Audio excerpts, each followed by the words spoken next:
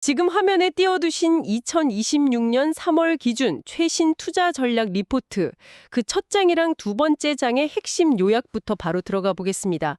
청취자님, 현재 시장 상황은 그야말로 패닉 그 자체잖아요? 네, 완전히 얼어붙었죠. 유가가 배럴당 100달러를 돌파하는 오일 쇼크가 닥쳤고 그 여파로 코스피가 무려 5.96%나 폭락했습니다. 하루아침에 시장에서 막대한 자금이 증발해버린 이런 거대한 충격 속에서 지금 이 PDF 자료를 보고 계신 여러분이 가장 궁금해하실 단 하나의 핵심 미션을 오늘 이 딥다이브에서 파헤쳐보려고 합니다. 아주 중요한 미션이죠. 과연 지금 당장 HSPPS라는 기업에 투자해도 되는가? 리포트의 부제처럼 이 공포스러운 위기가 정말로 완벽한 진입 기회가 맞는지 청취자님과 함께 이 자료를 순서대로 짚어가며 철저하게 분석해 보겠습니다. 자, 그럼 이 내용을 하나씩 풀어볼까요? 네, 좋습니다. 지금 청취자님이 보고 계신 자료 2페이지의 핵심 요약을 보면요. 현재 HSPPS의 주가가 43,500원까지 급락해 있는 걸 확인하실 수 있습니다. 엄청 많이 빠졌네요. 맞아요.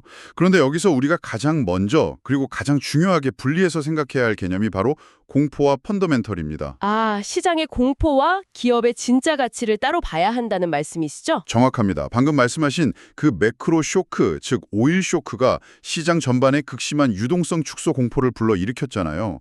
주가가 일시적으로 급락한 건 맞지만 이 리포트는 위기, 수요, 독점, 기회라는 네 가지 핵심 측면에서 기업의 본질적인 가치는 전혀 훼손되지 않았다고 짚어주고 있습니다. 특히 흥미로운 게 그 밸류에이션 수치더라고요. 네, 2026년 예상 PR이 24.5배 수준까지 내려왔거든요.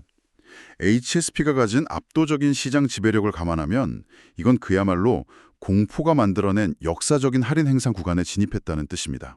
박앤세일이라는 거군요. 그래서 이제 리포트 다음 장인 3페이지로 넘어가면 이 상황이 아주 시각적으로 극명하게 나타나는 그래프가 하나 등장합니다. 네, 붉은색 선과 푸른색 선이 엇갈리는 그래프죠. 맞아요. 거대한 X자를 그리는 이른바 X자 디커플링 현상인데요. 제가 이해하기로는 시장 지표는 바닥으로 내리꽂히고 인데 마이크로 펀더멘탈을 상징하는 고객사의 투자 지표는 오히려 위로 솟구치고 있다는 거거든요. 네, 그게 핵심입니다. 그러니까 ETF나 인덱스 펀드들이 패닉셀링을 하면서 시장 전체의 유동성이 말라붙는 거랑 실제 반도체 팹에서의 장비 수요는 완전히 별개로 움직인다는 거잖아요. 아주 정확한 분석입니다. 미국과 이란 갈등으로 유가가 뜨니까 주식시장에 시스템적인 매도가 유발된 거죠. 기관이나 외국인 투자자들이 리스크 관리를 위해 일단 현금을 확보하려고 기계적으로 주식을 팔아치우는 겁니다. 묻지마 매도 같은 거네요. 그렇죠. 근데 이건 자본시장에 불어닥친 유동성의 한파지 반도체 장비를 사려는 수요의 한파가 결코 아니라는 게 이 디커플링 그래프가 말해주는 팩트입니다. 그래프 우측에 있는 푸른색 선이 인상 깊어요. 네, TSMC의 2나노 공정 투자 집행률인데요. 매크로 쇼크가 무색할 만큼 아주 견조하게 우상향하고 있습니다. 주식시장은 공포에 질려 주가를 끌어내렸지만 정작 HSP 장비를 사가야 하는 최전선 고객사의 지갑은 그 어느 때보다 활짝 열려 있다는 뜻이죠. 주식시장에 돈이 마른다고 해서 당장 빅테크 기업들이 엔비디아 AI 칩 주문을 취소하는 건 아니니까요. 맞습니다. 이렇게 거시지표당 미시지표가 완전히 반대로 움직이는 구간은 투자 관점에서 보면 역사적으로 항상 가장 강력한 저가 매수 시그널이었습니다. 그 생생한 현장 이야기가 자연스럽게 그 다음 장인 4페이지 마이크로 현실 파트로 이어집니다. 자료를 보면 AI 가속기 수요를 감당하기 위해 파운드리 업계의 최선당 공정, 즉 2나노 경쟁이 얼마나 치열한지 구체적인 수치로 나와 있네요. 네, TSMC와 삼성전자의 이른바 쩐의 전쟁이죠. 숫자의 규모가 진짜 상상을 초월하더라고요. 숫자가 이 산업의 다급함을 그대로 보여줍니다. TSMC가 2026년 1분기에만 무려 450억 달러, 우리 돈으로 수십조 원에 달하는 예산을 조기 승인했어요. 1분기에만요? 네. 와! 네, 그리고 그중 절반에 가까운 210억 달러를 오직 2나노 장비 선점에 투입하고 있습니다. 목표 생산 능력이 월 9만 장에 달하거든요. 빅테크들이 요구하는 AI 칩 주문을 소화하려면 이 막대한 투자를 멈출 수가 없는 겁니다. 그럼 추격하는 삼성전자는 어떻게 대응하고 있나요? 삼성전자도 가만히 있지 않죠. 2나노 GAA 공정 수주에서 130% 성장을 목표로 엄청나게 공격적인 투자를 감행하고 있습니다. 이걸 더 큰 그림과 연결해 보면요. 1, 2위가 서로 싸울수록 수혜를 보는 기업이 있다는 거군요. 맞습니다. 글로벌 파운드리 1, 2위가 사활을 걸고 2나노 경쟁을 벌일수록 두 기업 모두 HPSP의 2나노 필수 장비에 대한 의존도가 기하급수적으로 심화될 수밖에 없다는 확고한 결론이 나옵니다. 여기서 정말 흥미로운 지점이 등장하는데요. 청취자님도 아마 이쯤 되면 궁금하실 겁니다. 도대체 HPSP 장비가 뭐길래 파운드리 거인들이 앞다투형과 악대한 돈을 쏟아부으며 매달리는가? 그 해답이 바로 5페이지 구조적 해자 파트에 있습니다. 네, 여기서부터 본격적인 기술 이야기가 나오는데 저는 이 기술이 왜 GAA 시대에 필수적인지 설명한 부분이 아주 재밌더라고요. 청취자님을 위해 잠깐 부연하자면 2나노 이하 초미세 공정으로 가면서 트랜지스터 구조가 3차원인 GAA로 바뀌잖아요. 네, 게이트가 채널의 사면을 모두 감싸는 구조죠. 전류 새는 걸 막으려고 그렇게 넓게 감싸다 보니까 실리콘 표면에 미세한 상처, 즉 계면 결함이 엄청나게 발생하게 되는 거고요. 이걸 치료하는 과정에서 기존 방식이란 HSPS의 방식이 극명하게 갈린다는 거군요. 아주 훌륭한 설명입니다. 과거에는 이 상처를 다듬기 위해서 600도 이상의 뜨거운 열을 가하는 고온 어닐링 방식을 썼습니다. 마치 도자기를 뜨거운 가마에서 구워내듯이 말이죠. 열로 표면을 매끄럽게 녹이는 느낌이네요. 네, 그런데 방금 말씀하신 2나노나 3나노의 미세한 GAA 구조에서는 600도 이상 열을 가하면 치명적인 문제가 발생합니다. 반도체 내부의 금속 게이트가 열을 견디지 못하고 치즈처럼 녹아내려 버리는 거죠. 업계 용어로 열수지 한계를 초과해버리는 거군요.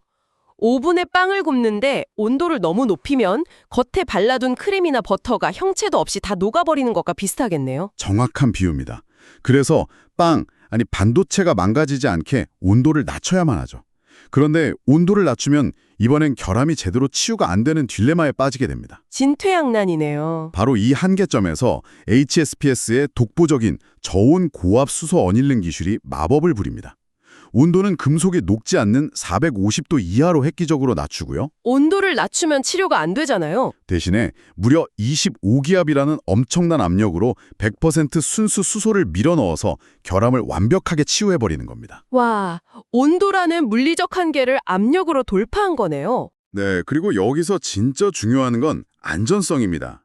25기압의 폭발성 강한 수소가스를 다루면서도 수년간 단 한 번의 사고 없이 가동되는 콜드월 챔버 기술은 경쟁사들이 단기간에 결코 흉내낼 수 없는 궁극의 장벽입니다. 파운드리 업체들 입장에서는 선택이 아니라 필수 불가결한 유일한 대안이군요.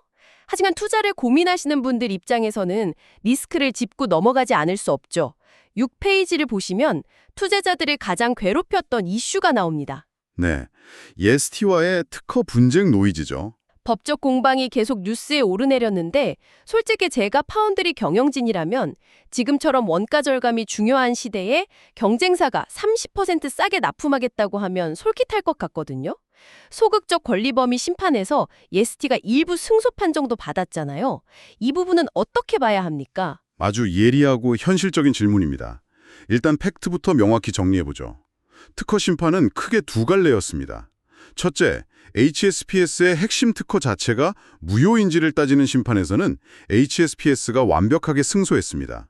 국가가 기술의 진보성을 확실히 인정한 거죠. 원천 기술은 보호받았다는 거군요. 네. 둘째는 HSPS 기술이 HSPS 특허를 침해했는가를 따지는 심판인데 여기서 예스티가 일부 비침해 판정을 받았습니다.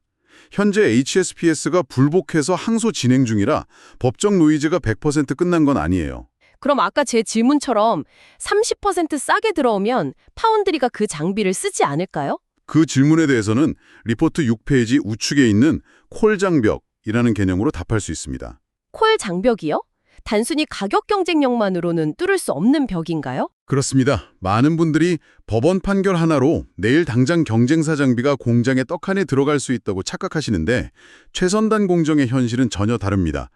이 장비는 조금만 삐끗해도 폭발할 수 있는 25기압의 수소를 다룹니다. 아, 수소 폭발이요? 네, 파운드리 입장에서는 수천억 원짜리 공장 전체를 날려버릴 수도 있는 안전성 리스크, 그리고 장당 수천만 원에 달하는 2나노 웨이퍼를 한 번에 망칠 수 있는 수율 리스크를 안게 됩니다. 장비값 몇십억 아끼려다 조단위 피해를 입을 수 있겠네요. 바로 그겁니다.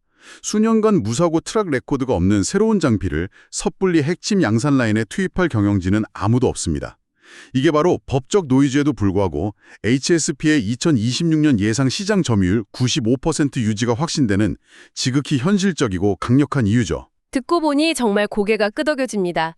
굉장히 설득력 있는 해자네요. 자, 그럼 7페이지 제품 확장으로 넘어가 보겠습니다. 저는 이 페이지가 정말 반가웠는데요. HSP가 원 히트 원더가 아니라는 걸 보여주는 트윈 엔진 그림이 있습니다. 네, 회사의 넥스트 레벨을 보여주는 아주 중요한 페이지죠. 기존 캐시카우는 시스템 반도체용이었는데 새롭게 장착되는 HPO라는 엔진은 메모리 반도체 쪽을 정조준하고 있네요. 당장 2026년에 신규 장비에서만 500억 원 매출이 창출될 거라는데 이게 현실성이 있는 전망인가요? 충분히 현실성이 높고 사실 가장 중요한 모멘텀입니다. 2026년은 HSP가 단일 장비 기업에서 멀티 플랫폼 기업으로 도약하는 원년이거든요. 파운드리를 넘어서 메모리 시장까지 진출하는 거군요. 네, 3D DRAM과 낸드 중심의 메모리 시장도 미세화되면서 산화막을 저온에서 고품질로 성장시켜야 하는 강력한 니즈가 생겼습니다. 이 기술적 패러다임 전환기를 HPO 장비로 선점하는 겁니다. 매출 500억 원 늘어나는 것 이상의 의미가 있겠네요. 맞습니다. HSP가 공략할 수 있는 전체 타겟 시장 자체가 단숨에 2배 이상 팽창한다는 구조적인 진화를 뜻하거든요. 파운드리를 꽉 잡은 상태에서 메모리까지 파일을 넓힌다. 그렇다면 이 압도적인 지배력이 실제 재무제표에는 어떻게 찍히고 있을지 8페이지와 9페이지에서 확인해 볼 수 있습니다. 청취자님, 8페이지 실적 그래프 보시면 아마 저처럼 눈을 의심하실 겁니다. 숫자가 너무 비현실적이죠. 네, 제조업 기반 장비 회사인데 영업이익률이 무려 50% 이상을 유지하고 있어요. 보통 하드웨어 회사는 원자재나 감가상각 때문에 20%만 넘겨도 대박이라고 하잖아요. 50%라는 숫자는 어떻게 가능한 건가요? 글로벌 빅테크 소프트웨어 기업에서나 볼 법한 수치죠. 하드웨어 제조사가 이 정도 이익률을 낸다는 건 단 하나의 이유, 바로 완벽한 가격 결정권 때문입니다. 대체 불가능한 95% 독점 기술이 있으니까 고객사한테 가격을 끌려다니지 않는 거군요. 그렇습니다. 반도체 다운사이클 정체기를 묵묵히 버텨내고 2016년에는 매출액 2,341억 원, 영업이익 1,245억 원으로 엄청난 턴어라운드를 보여줍니다. 이 압도적인 이익 창출 능력이 펀더멘털의 실체인 거죠. 실적도 놀랍지만 9페이지 거버넌스 내용도 주가 측면에서 굉장히 중요해 보입니다. 주가를 짓누르던 무거운 돌덩이 두 개가 완전히 치워졌더라고요. 네, 불확실성이 해소됐죠. 첫 번째가 바로 한미반도체 오버행 리스크인데 2026년 1월에 보유 잔여 지분 4.27%를 전량 매각했잖아요. 이제 대주주 물량이 언제 쏟아질지 모른다는 폭탄이 완전히 사라졌습니다. 시장을 불안하게 하던 요소가 제거된 거죠. 이라는 게 결국 사람 머리에서 나오는 건데 핵심 엔지니어들을 이렇게 락인시키는 건 기업 경쟁력에 아주 필수적이지 않나요? 정확히 보셨습니다. 말씀하신 두 가지 모두 주주 가치를 높이는 매우 긍정적인 촉매제입니다. 특히 RSU 프로그램은 인적 자원이라는 해자를 더 깊게 파는 아주 영리하고 주주 친화적인 거버넌스 정비라고 할 수 있습니다. 자, 그럼 이제 청취자님을 대신해서 제가 가장 중요한 질문을 던지겠습니다. 리포트 10페이지와 11페이지 최종 투자 전략입니다. 기술력 좋고 거버넌스 좋고 메모리 진출 다 좋은데 그래서 지금 당장 사도 됩니까? 목표 주가는 어떻게 되어 있나요? 10페이지 12개월 목표 주가 분포도를 보시죠. 현재 주가 43,500원은 매크로 공포가 짓누른 역사적 하단입니다. 애널리스트들 시나리오를 보면 최악의 환경을 가정한 배열 케이스조차 35,000원으로 하방이 탄탄하게 받쳐주고 있습니다. 떨어질 공간보다 오를 공간이 훨씬 넓네요. 네, 베이스 케이스는 55,000원, 모멘텀이 터져주는 긍정적인 불 케이스는 65,000원까지 상단이 열려있죠. 하락할 위험보다 상승 여력이 압도적으로 큰 비대칭적 기회 구간이라 8개 기관 중 7개가 적극 매수를 외치는 겁니다. 그럼 구체적으로 어떻게 진입하는 게 좋을지 11페이지 액션 플랜을 볼까요? 진입 밴드가 아주 명확합니다. 4만 원에서 4만 2천 원 밴드 내에서 적극적으로 비중을 확대할 것을 권고하고 있죠. 오이쇼크가 만들어낸 거시경제 먹구름이 역설적으로 세계 최고 기술 독점 기업을 가장 저렴하게 살 기회를 열어준 셈입니다. 리포트의 핵심 메시지인 매크로 변동성에 흔들리지 않는 본질 가치에 투자하라는 말이 지금 완벽하게 적용되네요. 참고로 이 마지막 12페이지의 면책 조항을 보시면 이 분석은 2026년 2월에서 3월 기준 최신 데이터를 바탕으로 해서 신뢰도도 매우 높습니다. 맞습니다. 자, 청취자님, 오늘 화면에 띄우던 PDF 리포트 끝까지 정말 밀도 있게 달려왔습니다. 유가 100달러라는 유동성 한파가 코스피를 폭락시켰지만 우리가 마이크로 렌즈로 들여다본 현실은 완전히 달랐죠. 네, 팩트는 전혀 달랐습니다. 2나노 공정의 물리적 한계를 극복하는 유일한 기술, 95%의 압도적 활장벽, 새로운 HPO 엔진까지 이 자료는 단순히 지금 싸니까 사라는 게 아니라 노이즈에 흔들리지 않고 반도체 산업 구조를 꿰뚫어보게 해주는 훌륭한 교보제였습니다. 맞습니다. 그리고 오늘 딥다이브를 마무리하면서 저는 청취자님들이 리포트 너머에 있는 한 단계 더 도발적인 그림을 상상해 보셨으면 합니다. 오, 어떤 그림인가요? 오늘 분석이 아주 묵직한 질문을 던지거든요. HSP가 2나노와 3나노에서 온도 한계를 극복하고 95% 독점을 이뤄냈잖아요. 그럼 향후 1.4나노 혹은 그 이하의 서브나노 시대로 진입할 때 반도체가 견뎌야 할 온도 한계치는 얼마나 더 가혹해질까요?